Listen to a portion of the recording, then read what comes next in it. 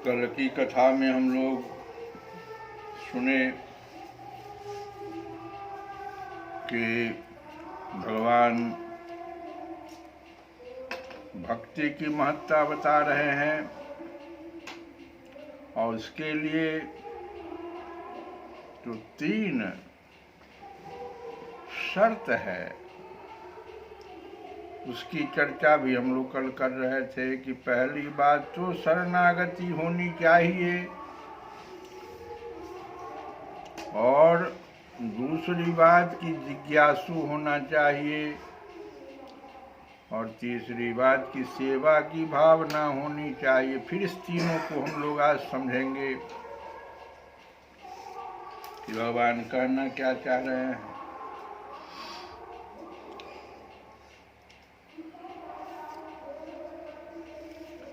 अर्जुन से भगवान कह रहे हैं कि जो प्रेम पूर्वक मेरी सेवा करने में निरंतर लगे रहते हैं उन्हें मैं ज्ञान प्रदान करता हूँ जिसके द्वारा वे मुझ तक आ सकते हैं।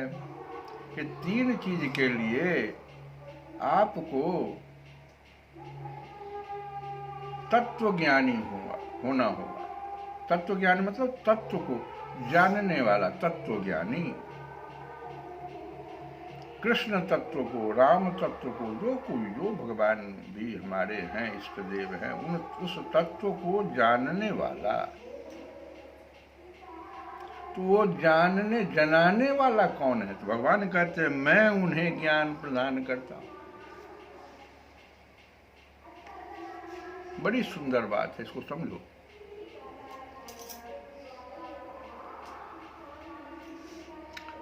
भगवान कहते हैं कि मेरे शुद्ध भक्तों के विचार मुझ में वास करते हैं और उनके जीवन मेरी सेवा में अर्पित रहते हैं। बताए 3 चीज, शरणागति, जिज्ञासु और सेवा भावना। तो भगवान कहते हैं कि उनके जीवन, जो उनका जीवन है, जो शुद्ध भक्त है, जिनके विचार मुझ में निवास करते हैं, दिन रात चिंतन भगवान के बाद। सबरी के उदाहरण, कितना सुंदर। कल की कथा में हम लोगों ने सबरी माता की कथा को सुना। दिन रात उतनी छोटी सी बच्ची आई थी और वो आज इतनी बूढ़ी हो गई है कि भगवान के आने के बाद तुरंत जो है शरीर को त्याग दिया। लेकिन वो विचार कभी छोड़ती ही नहीं थी। कहती आज भगवान आएंगे, आज बाहर लेना है, वहां से पूरा झाड़ू लगाते हुए पूरा सफाई, कांटा उटा बीछ लेना है, एक एक बेर चिक चक करके रख लेना है। भगवान मीठा बेर खाते हैं। क्या सुंदर भावना, चिंतन। सुत वही कहते हैं कि मत चित्ता मत गतः प्राणा है, जिनके मन मुझ में रमे हैं। मद चित्ता, जो अपना चित्त पूर्ण थे आप मुझ में रमा दिया। उदाहरण सबरी माता को ध्यान में अगर रखो तो समझ में आ जाएगा क्या किस तरह से रमाना है, चित्त को रमाना। कोई दूसरी बात समझ में ही नहीं आती। मत चित्ता मत गत प्राणा, जिनके जीवन मुझ में अर्पित हैं।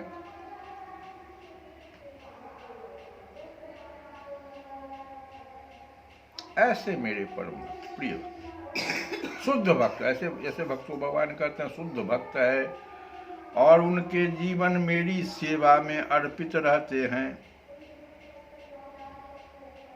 तो कहते हैं तेषां सतत युक्तानां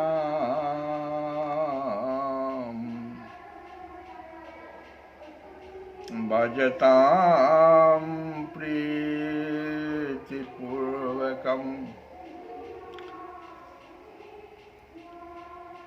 जो प्रेम पूर्वक मेरी सेवा करने में निरंतर लगे रहते हैं,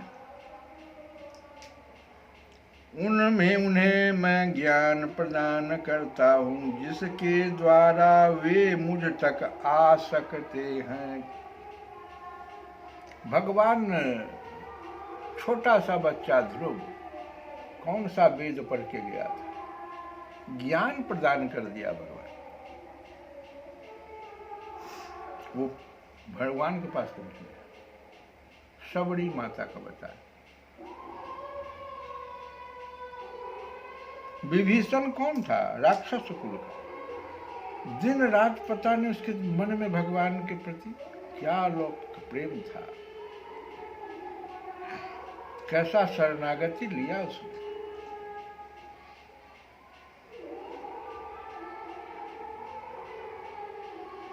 तो तेषां सतत युक्तानां भजतां प्रीतिपूर्वकम् ददामि बुद्धियोगम। ददामि देता हूँ, बुद्धियोगम तम येन माम उपयान्ति।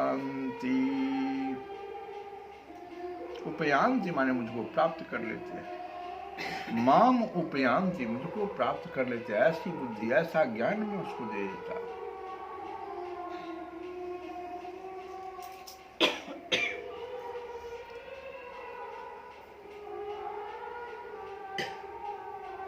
भगवान यहाँ पर अर्जुन से कह रही हैं कि वो बुद्धि जो तुमको कृष्ण भावना अमृत बना देगा, दिन रात तुम मेरी चिंतन करते रहो और उसमें रहकर कार्य करते रहोगे। बहुत सारी तुमसे हिंसाएं, जिसको तुम कहते हो हिंसा हो जाएगा, वो हिंसा होगा ही नहीं।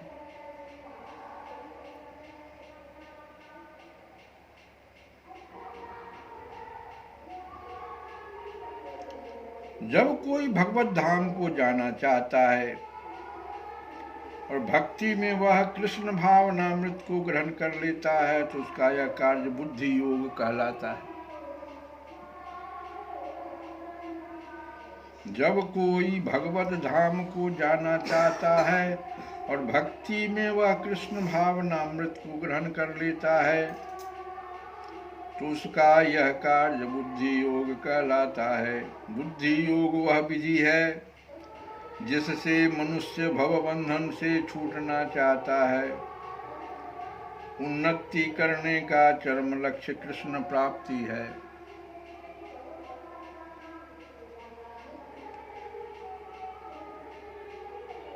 अतः भक्तों को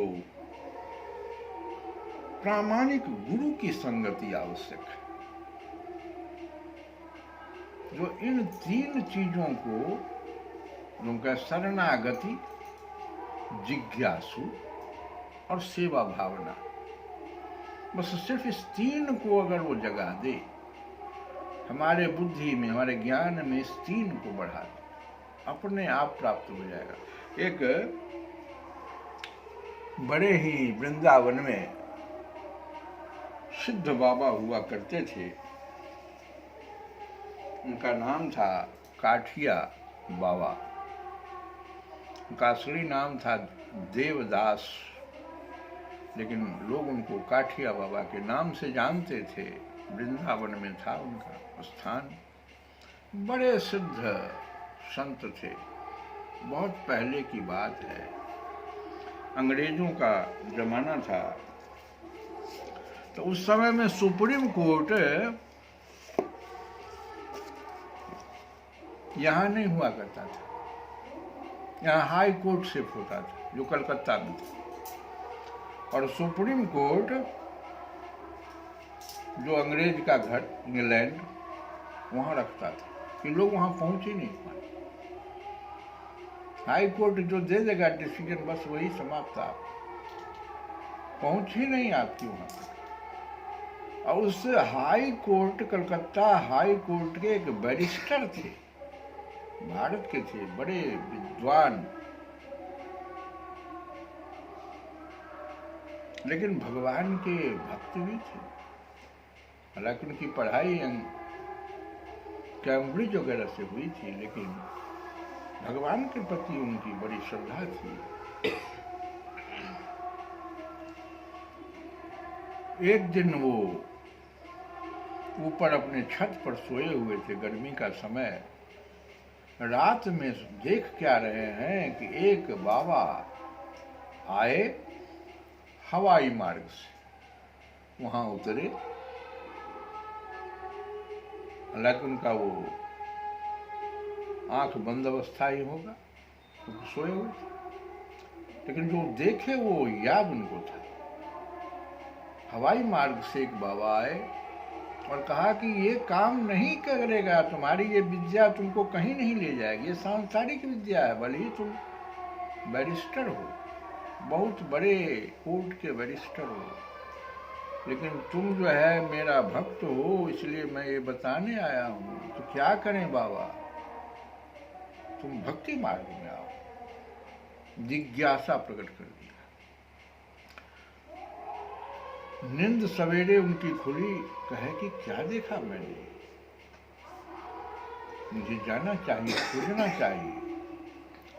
उनको वृंदावन याद आ गया, वृंदावन चले आए। देखो, सब भगवान की कृपा उनके ऊपर, अलौकिक कृपा। भगवान की कृपा होती है तब उसको, भक्त को इस प्रकार का वो भाव बनाते हैं। ये भाव चीज क्या है, सो भी पहले समझने तक कथा को हम आगे बढ़ाएंगे। एक प्रश्न पूछ दिया आज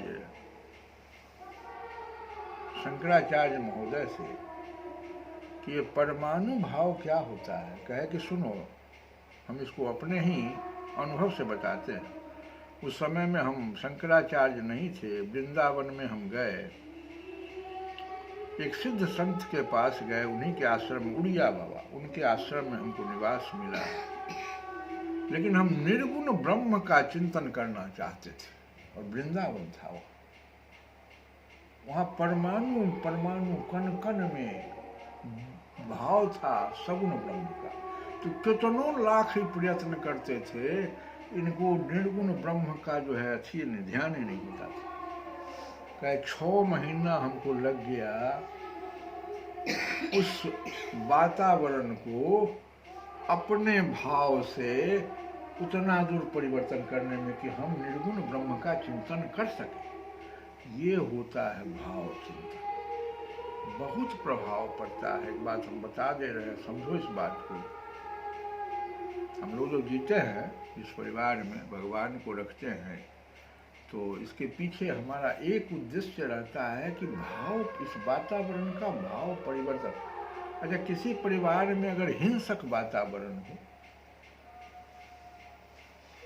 या हिंसा होती हो बहुत ज्यादा, हो पशु हिंसा हो या जैसे भी हिंसा हो, वहाँ का परमाणु परमाणु कैसा होगा, वहाँ का चिंतन कैसा होगा, वहाँ कोई अगर साधक जाके बैठे तो उसको क्या होगा।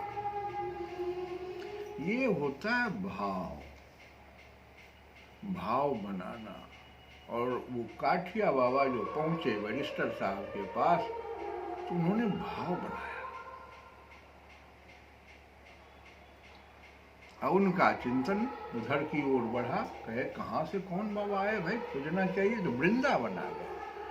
और भगवान की ऐसी कृपा कि वो घूमते घूमते काठिया बाबा के आश्रम में आ गए, क्योंकि उस समय में 2 ही 3 सिद्ध आश्रम था वृंदावन। एक तुम्हारे गौर संप्रदाय जिसमें हरे कृष्ण हरे राम वगैरह है, इनके एक बहुत उनके माधवाचार्य, और एक काठिया बाबा का आश्रम। जैसे काठिया बाबा के आश्रम में आए, उनको देखा तो कहे यही तो बाबा आए थे उनसे ही। कहे कि तुम उनको इनकी शरणागति लेनी चाहिए। देखो कैसे कैसे शरणागति, जिज्ञासा, शरणागति और सेवा, देखो कैसे इसी कथा को कथा के माध्यम से समझा रहे हैं। कल सबरी माता की कथा से समझाए, आज इस कथा से समझा रहे हैं। जिज्ञासा हुआ, आए, कहे अब शरणागति इनकी लेनी चाहिए, इनसे हमको इनका शिष्य बनना चाहिए। तो कहे शिष्य तो बने, बैरिस्टर जो थे बड़े विद्वान थे, शिष्य बनेंगे, लेकिन बिना परखे अगर बन गए, अब मान लो हम अगर फिर छोड़ दिया इनको, तो ठीक बात नहीं। आज एक अनिरुद्धाचार्य जी महाराज का लिख रहे थे, तो एक महिला उठी और कही क्या कि हमारे ससुर ही हमको गुरु मंत्र दिए थे, तो फिर क्या हुआ, तो उनका देहांत हो गया 6 महीना के अंदर, अब हम क्या करें। तो क्या हो गया, वो पूछ रहे थे तब क्या हो गया, तो वो कहती थी हमारे यहाँ मान्यता है कि 1 साल तक जो मंत्र देने वाला गुरु है वो 1 साल तक जिंदा नहीं है, तो मंत्र बेकार है, तो हम क्या करें। वो बार बार पूछ रहे थे, बड़ा हंस रहे थे। तो हम आपसे गुरु मंत्र लेना चाहे, हम भी 1 साल के अंदर मर जाएं तो बड़ा सुंदर बात है। तो वही बात यहाँ इनके मन में आया कि हम इनसे इनकी शिष्यता स्वीकार न करें, पहले इनका हमको 3-4 दिन परखना चाहिए। वो 3-4 दिन रुक गया और देखे क्या कि उनका एक शिष्य था, परम शिष्य जिसको कहते हैं, उसी से आपको सेवा भावना सीखना। अभी ये जिज्ञासु भावना, शरणागति भावना, इनसे सीखना बैरिस्टर साहब से। और सेवा भावना, अब हम जो कथा कर रहे हैं, उनका नाम था गरीबदास, देवदास जी के शिष्य गरीबदास, काठियावाड़ देवदास और उनके शिष्य गरीबदास। तो 3-4 दिन जब रहे तो देखते थे बात बात में वो भड़क जाते थे गरीबदास पर, जबकि गरीबदास ही भोजन बनाते, एक ही बार खाते थे, जौ के आटे की रोटी एक और रात में गाय का दूध, बस। लेकिन वह भी भोग लगा करके भगवान को, और जैसे कुछ भी थोड़ा भी गलती हो जाए तो बहुत जोर बिगड़ जाए। फिर तो बड़ा बिगड़ल टाइप के ही बाबा है, हमारा कैसे ही संभले, उनका हमको गुरु तो बना लेंगे, संभलेंगे कैसे। नहीं, इस बार छोड़ देते हैं, लौट जाना चाहिए। लौट गए, नहीं मन भाया, फिर देखो क्या हुआ, फिर दौड़ के आए, लौट के। ये जिज्ञासा जो बन गया, कहना ना देखते हैं और कि वो गरीबदास पर ही खाली बिगड़ते हैं कि और दूसरे पर ही बिगड़ते हैं, थोड़ा और उनके साथ रहना कि इस बार ज्यादा दिन हम रहेंगे। तो वो निकल गए 84 कोस परिक्रमा में, उस समय में निकले थे गरीबदास के साथ। और एक स्थान पर जब रुके, रात्रि विश्राम होता था, तो जो भोजन गरीबदास जी बना रहे थे तो एक घेरा बना करके तब भोजन बनाते थे। तो प्रसाद जो बन जाता था, पहले नैवेद्य होता था, तब प्रसाद बनता था, तब ग्रहण करते थे। तो जो नैवेद्य बना रहे थे तो एक महिला, बंगाली महिला, कोई हुलक करके ऐसे कपड़ा को ऐसे पकड़ करके हुलक करके देख ली, बाबा देख लिए, काठिया वाला बाबा देख लिए। बस उठे और उसको जो है सारा बर्तन गरीबदास का फेंक दिया, तुम सब अशुद्ध कर दिया। और उसी चैला से उठा करके उसको 2-4 चैला खींच दिया। बैरिस्टर साहब सब देख रहे हैं, अरे बाप रे बाप, इनका हम शिष्य बनेंगे। और फिर देखा उन्होंने कि गरीबदास जी के ऊपर कोई प्रभाव नहीं। फिर दोबारा उन्होंने वैसे ही फिर से भोजन बनाया, बाबा के आगे रोए, और बाबा कुछ छोड़ देते थे उसी में से प्रसाद, वही प्रसाद गरीबदास जी पाते थे। इसको भी देख लिया इन्होंने। और एक दिन तो अति हो गया, किसी बात पर इतनी मार मारे गरीबदास को, समूचा शरीर जो है सो कर दिया, दाग का निशान। और उसके बाद कहे कि अब कुछ नहीं तुम्हारे हाथ का खाएंगे, आज हम कुछ खाएंगे। गरीबदास जी शाम में आकर के उनके चरण को पकड़ के जब सेवा कर रहे थे तो बड़ी फूट फूट कर रोने लगे। आंख से जो अश्रुधारा गिरा, बाबा सोए हुए हैं, कोई मतलब नहीं। तो जो अश्रुधारा गिरा उनके पैर पर, तो कौन हो जी? गरीबदास, तुम रो क्यों रहे हो? अरे बैरिस्टर साहब सारा देख रहे हैं कहानी। तो हमको सबसे ज्यादा कष्ट आज हुआ, तो क्यों? आज आप भूखे रह गए, ये हमको एकदम बर्दाश्त नहीं हो रहा है। बाबा एकाएक बैठ गए, कहे मांगो, आज तुम पर बहुत प्रसन्न हो, तुम आज मांगो हमसे, जो मांगना है मांग लो, दीजिएगा तो हम, कि मेरा अंतिम समय में आपका दर्शन बना रहे, आपकी कृपा मेरे ऊपर बनी रहे, और जुगल सरकार का दर्शन मेरे मृत्यु के समय हो। हाँ, तथास्तु हो जाएगा। ये भी बैरिस्टर साहब ने देखा, कहे कि और रुक जाना चाहिए, तो बहुत ही अनुभव मेरा दूसरे ढंग का हो रहा है, बड़े सिद्ध महात्मा है, इनकी शिष्यता ग्रहण करनी चाहिए।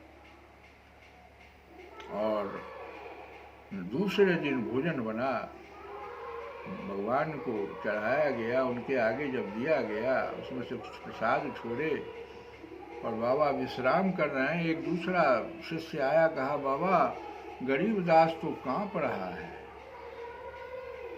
प्रसाद खाने के बाद। बिछावन पर दौड़ के गए काठिया वाला बाबा, सब लोग दौड़ के वहां गए और देखे, कहे क्या कि अब तो तुम जा रहे हो गरीब? तो जी, तो तुम्हें चाहिए कुछ? हाँ, आप अपना चरण हमारे ऊपर डाल दीजिए, और चरण का धोवन हमारे मुंह में आना चाहिए। दूसरे शिष्य कहा, अगर जल्दी से करो। दूसरा शिष्य, इसके पास समय नहीं है। दूसरा शिष्य उनके चरण को ला करके उनके मुंह के सामने धोवन उनको जैसे डाला, कहते हैं बस बस, हमको जुगल सरकार का दर्शन हो गया। जुगल सरकार खड़े हैं, कह रहे हैं कि तुम चलो मेरे साथ, मेरे धाम को चलो। बाबा तथास्तु ऐसे कर। ये सेवा भावना का सबसे बढ़िया उदाहरण गरीबदास क्या पढ़े हुए थे बताओ? सोचो। और वो बैरिस्टर साहब फिर सब कुछ छोड़ करके उनके शरणागत हो गए, शिष्य बन गए। तो 3 चीज जो बहुत जरूरी है ये भगवान ही देते हैं, दूसरा कोई जो अगर सदगुरु आपको मिल गया, जैसे गरीबदास जी को सदगुरु मिल गया, तो देखो तीनों चीज प्राप्त हो। हम लोग कल वाली जो भजन विनय पत्रिका से गा रहे थे, मैं हरि साधन करई न जाने, मैं हरि साधन करई न जाने, मैं हरि साधन करई न जाने, मैं हरि साधन करई न जाने।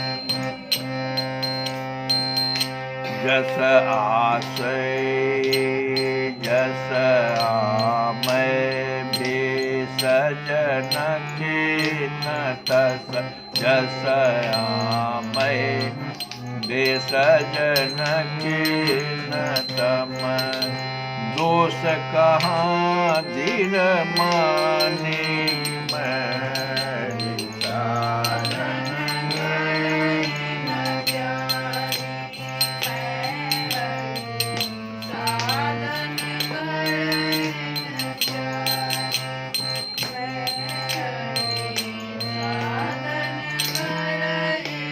जानी। सृगम सर्प विपुल भयदायक, सृगम सर्प विपुल भयदायक,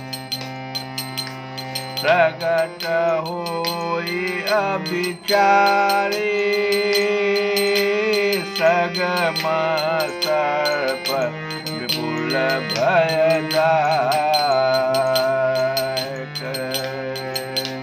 श्री राम जय राम जय जय राम, श्री राम जय राम जय जय राम, श्री राम जय राम जय जय राम, श्री राम जय राम जय जय राम। सगम ओ सगम सर्प विपुल भयदायक, ओ प्रगट होई अविचारी,